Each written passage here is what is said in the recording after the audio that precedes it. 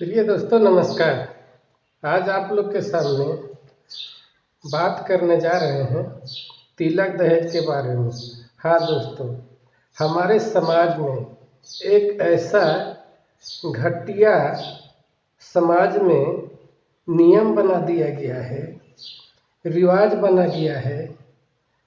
वह रिवाज बहुत घटिया है। हमारे बहनों को, हमारे बेटियों को इतना गहरा चोट पहुंचा रहा है, इतना गहरा घाव कर रहा है कि जिंदगी भर इस घाव से, इस चोट से नहीं निजात पा रहे हैं। हाँ दोस्तों, आप जानते हैं तिलक कमोबेशी सभी जातियों में प्रचलन है, चल रहा है।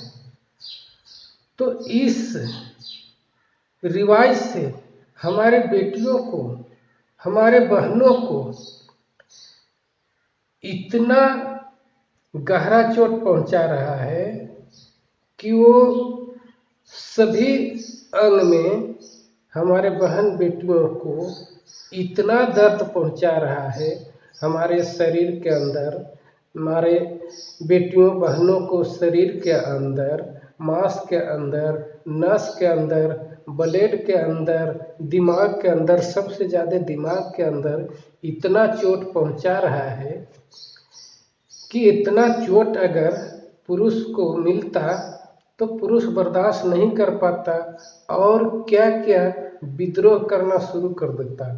लेकिन हमारे अबला बहन, अबला बेटी क्या करे, क्या करेगी? करने का कोई उपाय नहीं है, करने का कोई रास्ता नहीं है, इसलिए बर्दाश्त करते रहते हैं, सहन करते रहते हैं। तो दोस्तों आइए, तमाम भारत के बहनों सुनिए, आप लोग ध्यान से सुनिए और इस बात को दिमाग में घुसाइएगा, दिमाग में हटाइएगा, ताकि आप लोग के सही सही विचार कर सके और सही सही विचार करके इस व्यवस्था से बाहर निकलने का उपाय कर सके। हाँ दोस्तों, इस व्यवस्था से, ये तिलक दहेज का व्यवस्था से बाहर आप निकल सकते हैं। इसके खिलाफ आप लड़ाई लड़ सकते हैं, जुल्म के खिलाफ, अत्याचार के खिलाफ लड़ाई लड़ सकते हैं और लड़ाई लड़ करके बाहर निकल सकते हैं। लड़ाई लड़ने का बहुत सा तरीका है, बहुत सा समाज सेविका लोग भी गलत के खिलाफ आवाज़ उठाती है, लेकिन पूर्ण रूप से इस व्यवस्था को समाप्त नहीं कर पा रहे हैं कोई। अगर तमाम भारत के नारी, तमाम भारत के बेटियां, तमाम भारत के बहनें अगर चाह जाएगी कि हमें इस व्यवस्था को समाप्त करना है तो समाप्त कर सकती है। इसमें हम भी मदद करेंगे और तमाम बुद्धिजीवी लोग मदद करेंगे जो सही मायने में जानते हैं, जो सही मायने में समझते हैं। तो चलिए बताते हैं इस तिलक दहेज से क्या क्या आपको शोषण किया जाता है। बहन लोग, आपको सबसे पहले जन्म लेते ही माता पिता तिलक दहेज के चलते बेटियों को नफरत करना शुरू कर देते हैं। हाँ दोस्तों, बेटियों को नफरत करना शुरू कर देते हैं। बेटी जैसी पता चलता है बाप को या दादा को कि बेटी जन्म लिया, तैसे नाक ऐसे सिकुड़ने लगता है, नाक सिकुड़ने लगता है। बेटी पैदा हो गई, कैसन कुल खानदान के पुतो आयल थी, बेटी पैदा कर दी, कहाँ से तिलक देंगे, कहाँ से दहेज देंगे, खेत बिक जाएगा, जमीन बिक जाएगा, सभी जायदाद बिक जाएगा, हम बिक जाएंगे, कहाँ से लाएंगे इतना इतना रुपया, कहाँ से लाएंगे दहेज देने के लिए चांदी सोना। इस तरह से बाप और दादाओं को नाक सिकुड़ना शुरू हो जाते हैं। बहनों, आप लोग सोचिए, समझिए बहन, कि आप धरती में आकर के बाप और पिता और दादा और पूरे उस खानदान के लिए आप कलंक पैदा हो गई। ऐसे नाक सिकोड़ने लगता, कलंक आ गई पुतहु हमर, कलंक आ गई कन्याएं हमर, कलंक आ गई हमारे बहू। ऐसा ऐसा दो दो तीन तीन बेटियों को जन्म दे दिया। इस तरह से नाक सिकुड़ने लगता है बहनों। तो इस व्यवस्था को आपको जड़ से खत्म करना होगा, समाप्त करना होगा। आपको अच्छा ढंग से पालन पोषण नहीं होता है। जन्म के समय से जिस घर में इस तरह से नाक सिकुड़ने लगता है, उस घर में बेटियों को कोई इज्जत नहीं मिलता है। इज्जत नहीं मिलता है तो अच्छा खाना नहीं मिलेगा, अच्छा कपड़ा नहीं मिलेगा, अच्छा तेल नहीं मिलेगा, अच्छा पानी नहीं मिलेगा। सभी चीज़ से आपको वंचित किया जाएगा बहन। इसीलिए आप शारीरिक रूप से, मानसिक रूप से अच्छा तरह से विकास नहीं कर पाते हैं। इसी तरह से पलते पोसाते हैं तो पढ़ने जो होते हैं 4 साल 5 साल के, तो आपको अच्छा दिल से, अच्छा विचार से नहीं पढ़ाया जाता है। जोर जबरदस्ती, जाओ बेटी पढ़े, कैसो जाओ, ऐसे नाक सिकड़ा के जाओ बेटी, कुल में आई है तो जाओ कुछ न कुछ पढ़ लो। इस तरह से नाक जिंगरा जिंगरा के, नाक सिकड़ा सिकड़ा के और जोर जबरदस्ती भेजा जाता है स्कूल। स्कूल किसी तरह से आईटिक मैटिक IAS BA पढ़ लेते हैं तो बेचारे के पास नौकरी कराने के लिए पैसा नहीं। नौकरी कराने के लिए कहाँ से पैसा लाए? 1-2 लाख तो रुपया पैसा लगता ही है नौकरी कराने के लिए। नौकरी नहीं कराते हैं। ये तो दूसरा घर के जाने वाला है, ये कमाएगी तो दूसरा घर देगी, हमको थोड़ा देगी। इस तरह से बाप माई के भावना रहता है। और जब नौकरी करेगी तो ये क्या न क्या किससे जाकर के बातचीत करेगी, किससे जाकर के क्या शोषण होगा, क्या अत्याचार होगा, ये समझ करके नौकरी भी कराना नहीं चाहते हैं लोग। किसी तरह से पढ़ लिख के नौकरी तो नहीं लगा। अब आपको शादी के बारी हुआ तो शादी के बारी में भाई तिलक देने के लिए ये समाज में रिवाज है, तो जितना ज़्यादा तिलक मिलेगा, जितना ज़्यादा रुपया लोग देगा, उतना ही अच्छा वर मिलेगा। सुंदर गोर गार, एकदम सुंदर चेहरा वाला वर मिलेगा। जिसके पास ज़्यादा पैसा होगा, जिस बेटियों के बाप माई के पास जितना ज़्यादा पैसा होगा, उतना सुंदर फूलल फूलल गाल वाला, एकदम सुंदर गोरा नारा चेहरा वाला लड़का मिलेगा, पढ़ल लिखल मिलेगा, IAS अफसर वाला लड़का मिलेगा, IAS BA पास पढ़ल लड़का मिलेगा, डिग्री पास लड़का मिलेगा, MBBS पास किया हुआ लड़का मिलेगा। और जिनके बाप माई घर पैसा नहीं है, उनको कैसा लड़का मिलेगा? उनको जोग लायक वर नहीं मिलेगा। गरीब बेटियों को, गरीब माता पिता के बेटियों को अच्छा वर नहीं मिलेगा, जोग लायक वर नहीं मिलेगा। जैसा जोग होना चाहिए, जैसा लड़की को सुंदर चेहरा है, जैसा चंचल दिमाग के है, जैसा फरहद दिमाग के है, जैसा वो कमनिहार है, जैसा वो तेज तराज है, घर को संयोगने वाला है, घर को अच्छा चलाने वाली है, उसको अच्छा वर नहीं मिलेगा। क्योंकि ये समाज ने व्यवस्था बना करके रखा है ज़्यादा तिलक वाला। तो ज़्यादा तिलक वाला कि ज़्यादा ही सुंदर वर मिलेगा, अच्छा वर मिलेगा, कमनिहार वर मिलेगा, पहलवान वर मिलेगा। लेकिन जिसके घर में पैसा नहीं है, कैसा वर मिलेगा? एकदम कोढ़िया वर मिलेगा, एकदम दरपिहा वर मिलेगा, एकदम से एकदम नाटा वर मिलेगा, एकदम से एकदम छोटा वर मिलेगा।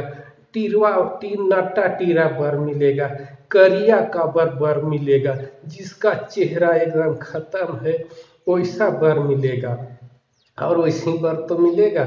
आप जब जानते हैं ना, बाजार में जिसके पास जितना ज़्यादा पैसा होता है उतना सामान खरीद करके लाता है, लेकिन बेचारा गरीब के पॉकेट में 50 रुपया लेकर के बाजार गया है और 50 रुपया में सभी चीज़ लाना है।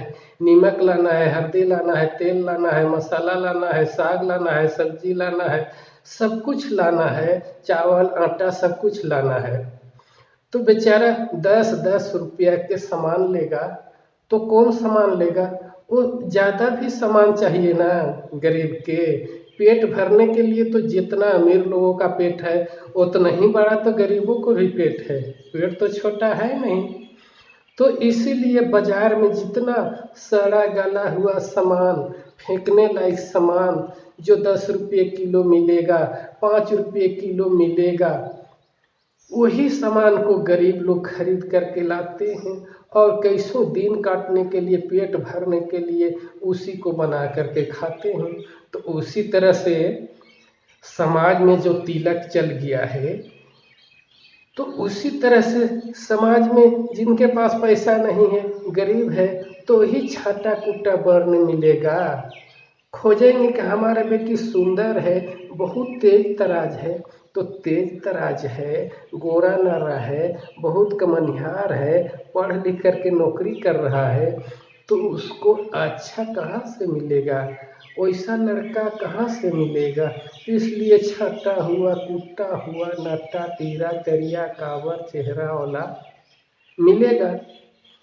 और जब मिलेगा तो वहाँ जा कर के घर में बेचारी दिन रात कोसते रहेगी, हाय रे नसीब हमारा, हाय रे किस्मत हमारा, कैसा मर्द मिल गया, दरपिहा मिल गया, नाटा मिल गया, टीरा मिल गया, कोढ़िया मिल गया, कादर मिल गया। इस तरह से बेचारी के जिंदगी भर सोच सोच करके और चेहरा एकदम काला हो जाता है, चेहरा एकदम सूख जाता है, चेहरा एकदम खैला बिना नंगा नंगा हो करके बेचारी कम ही उम्र में 25, 30, 35, 40 में उम्र होते होते बेचारी दम तोड़ देती है। और इतना ही नहीं दोस्तों, इतना ही नहीं बेटियों, इतना ही नहीं बहनों, इससे और क्या होता है, आपको ससुराल जाने के बाद, शादी होने के बाद आप जाएंगे और घर में जा कर के बाप माँ तिलक भी दिए हैं, थोड़ा कम पड़ गया है ना तिलक, तो दिन रात आपको पति, आपको ससुर, आपको सास दिन रात ठोल्हाना देते रहेंगे, दिन रात आपको तिलक कम दिया, तिलक ये नहीं दिया, वो नहीं दिया, कह करके दिन रात ओल्हाना देते रहेंगे बहन लोग। तो आपको वैसे ही आपको कलेजा जलते रहेगा। और ऊपर से क्या, साली भोसड़ी वाली, बाप इतना तिलक गज करके, घड़ी देने कह के, अंगूठी देने कह के आज तक दी नहीं, हटो भोसड़ी, ऐसे दिन रात हुरते रहेंगे, मारते रहेंगे। बहनों, यही नहीं, मार करके नहीं छोड़ेंगे, बेटियों को मट्टी तेल उझल करके जला दिया जाता है, बहुत जगह मार करके फेंक दिया जाता है, मार करके डोरा में बांध करके फांसी के बहाना लगा दिया जाता है, मार करके कुआं में डाल दिया जाता है बहनों को। तो दोस्तों इतना ही नहीं, और आगे क्या बहन लोग करते हैं, मार गारी सहते सहते अत्याचार होकर के जहर खा लेते हैं, फांसी लगा लेते हैं, कुआं डूब जाते हैं, आत्महत्या कर लेते हैं दोस्तों। तो दोस्तों तमाम बहनों को हम कहना चाहेंगे कि इससे आप डरे नहीं, आत्महत्या नहीं करें। आपको जोग वर चाहिए, आपको जोग पति चाहिए तो आप समाज में लड़ने के लिए तैयार हों। समाज में तमाम नारी, तमाम बेटी, तमाम बहन एकजुट हों और एकजुट होकर के इस व्यवस्था को जड़ मूल से खत्म कर दीजिए। तभी आपको भलाई होगा, तभी आपको सही रास्ता मिलेगा, तभी आपको जिंदगी सही बचेगा और सही चलेगा। तो ठीक है दोस्तों, बहनों, बेटियों, आज तमाम भारत के नारियों को हम कह रहे हैं कि आप एकजुट होकर के और लड़ने के लिए तैयार हो जाए। कमर कस ले और शरीर में कफन बांध करके निकल पड़े। बिना लड़े किसी को अधिकार नहीं मिलता है। सभी कोई लड़ते हैं, सभी कोई लड़ करके अपना अधिकार लेते हैं। कहीं अधिकार लूटा जाता है तो सब कोई लड़ते हैं। आप भी देख रहे हैं, आप भी समझ रहे हैं। तो ठीक है, आज इतना ही। फिर आगे किसी वीडियो में मिलेंगे और अच्छा से अच्छा आपको ऊपर शोषण हो रहा है, जुल्म हो रहा है, क्या क्या हो रहा है खोज करके और हम आपको देते रहेंगे। आप वीडियो देखते रहें, सीखते रहें, शुरू से देखें, लास्ट तक देखें। और आपको वीडियो पसंद आता है, आपके लाइक है, आपको दिमाग में थोड़ा भी घुसा है, थोड़ा भी समझदारी आया है तो इस चैनल को सब्सक्राइब कर ले। नीचे लाल रंग के सब्सक्राइब लिखा हुआ है, उसे दबा करके सब्सक्राइब कर ले और घंटी जैसे दिख रहा होगा बटन, उसको दबा दे ताकि आपको कोई भी वीडियो हम अपलोड करें तो आप तक सबसे पहले जा सके, पहुंच सकेगा।